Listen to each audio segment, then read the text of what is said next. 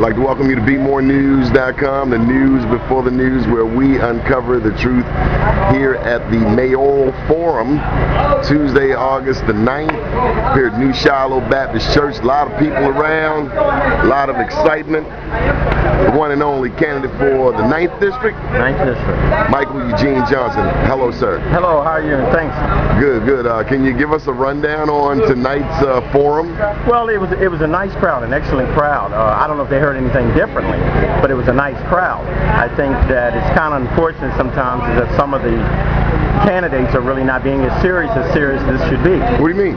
Well, I think that sometimes it was just too much comedy and too much comic relief when we were talking about serious issues, about serious things, like drug abuse and everything from homelessness and things like that.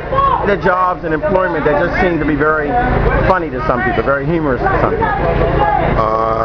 Anything else about the forum here in New Shiloh Baptist Church? Well, it's a great location. I hope that that more churches do an outreach like this and allow the community to come in so that we're in a position to be able to get the information out. And I'm glad that we had all of the candidates. I was disappointed that the mayor did not come, but up to this point it's been rather atypical. Okay, Mike, on the panel they had a Latino journalist, and I noticed here in the red t-shirts, CASA, the Latinos have showed up in a very organized fashion here at this mayoral forum.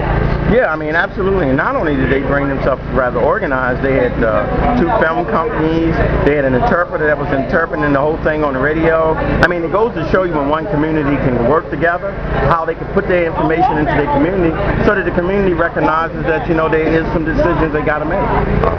Let me ask you, do you see the African American community as being that as organized? Not in this level. No, I think right now it goes to fact when you have 5 African American candidates that are running for one seat that we're not as organized. And if you look across the board, the lone Latino candidate is running by herself, and only one of them is running. Mike, what do you say of having so many African American mayoral candidates? Obviously, only one person can win. Do the candidates get it?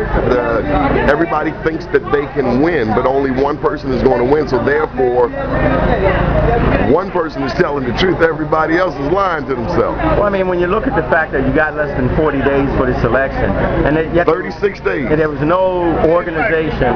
There was no organization that got us a chance to make it, to organize ourselves together. That is showing that some people in this race maybe just see their names in the paper or just see their pictures on TV. Do you think? Well, let's go to Carl Stokes. Carl Stokes got out of the race before the filing deadline. We were pleased that happened.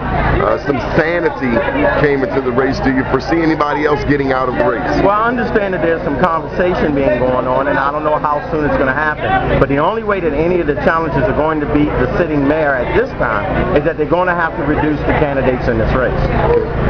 Your race, how's your race coming in the 9th District? Well, the same thing in the 9th District. We have 9 people running for one spot. And the question again is, are we going to have anybody that's going to reduce or suspend their campaign in order to support the overall cause? If the overall issue is to remove the current city council person, then the only way to do it is that 1, 2, or 3, or possibly 4 people need to suspend their campaign. It matters to us, but at the end of the day, we think that we're going to be victorious because we're the ones that's telling the story. 47,000 vacant houses in the city of Baltimore. Many are in your district. Your thoughts? Well, the way to do it more than anything else is you got to incorporate it with the schools. If you can incorporate it with the trade schools and take the school, we're spending $14,000 a year per student in the trade schools, but yet we don't take the trade schools and put them in the neighborhoods. If we put them in the neighborhoods and also give their parents a first-time home ownership program, that's how we could reduce a lot of it. Good deal. How can people learn more information about your campaign? Well, they can call us at 410-800-0175 or meet us on Michael Eugene Johnson, City Council, 9th District.com. Good deal. Keep watching BeMoreNews.com, the news before the news, where we uncover the truth.